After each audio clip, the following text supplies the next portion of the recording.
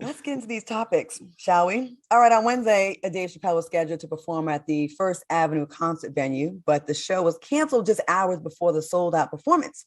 Apparently, his show was canceled because of Chappelle's history of telling jokes that many viewed as transphobic. And the venue drew major criticism for hosting the controversial comedian. What are your thoughts on Chappelle's show being canceled, especially last minute? Al, what do you think about this? Hey, listen, this is where we are nowadays. This is where we are. People and venues are using their voice and they're applying it to whomever. It doesn't matter that Dave Chappelle is probably one of the most famous, if not successful, comedians in the country.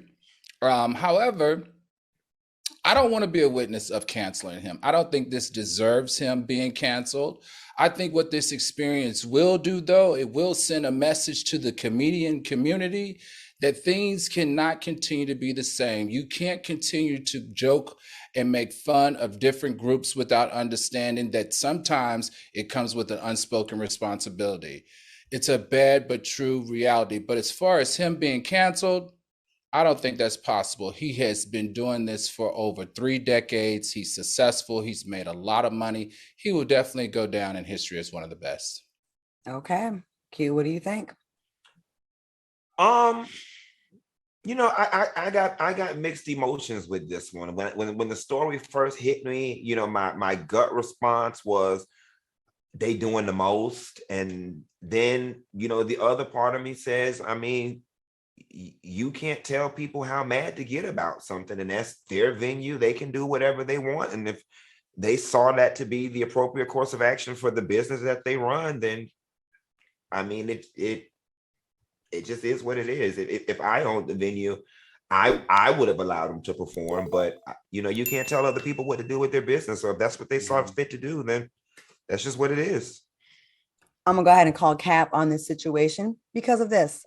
When you book a comedian and act as huge as Dave Chappelle, first of all, you had to send a very large deposit months in advance. They had like at least minimum 8 weeks to advertise. Actually, comedians be getting booked like a year in advance.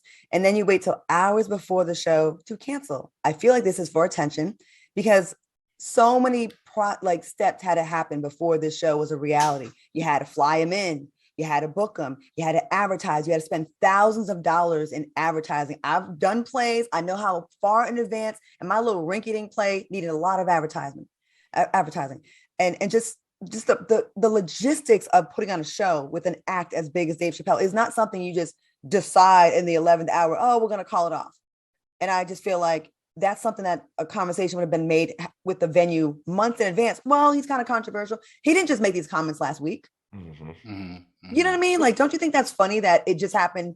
He hasn't said anything new recently. Yeah. And now, Also, what's interesting isn't this his hometown?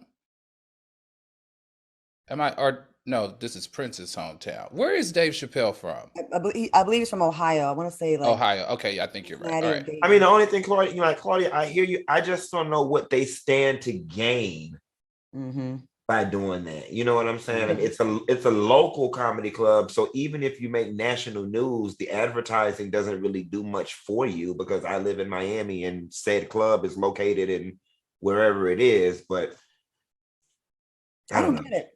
Maybe there was an update to the story as well that when they at his new venue, protesters showed up outside the venue protesting or whatever. So we got to throw that in there. Okay.